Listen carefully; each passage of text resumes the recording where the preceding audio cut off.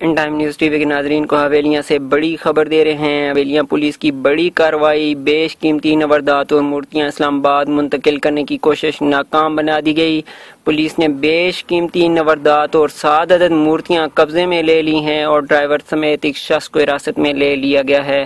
Police نے مورتیاں اور دیگر قیمتی نوردات کی اصل مالیت کا اندازہ متعلقہ ادارے سے کروانے کا کہا ہے اور مزید کارروائی کو بھی آگے بڑھایا جائے گا، ایسا کہنا ہے حویلیاں پولیس کا۔ ایک مرتبہ پھر اپنے ناظرین کو بتاتے چلیں کہ حویلیاں پولیس کی بڑی کارروائی، بیش قیمتی نوردات اور مورتیاں اسلام آباد منتقل کرنے کی کوشش ناکام بنا دی گئی ہے۔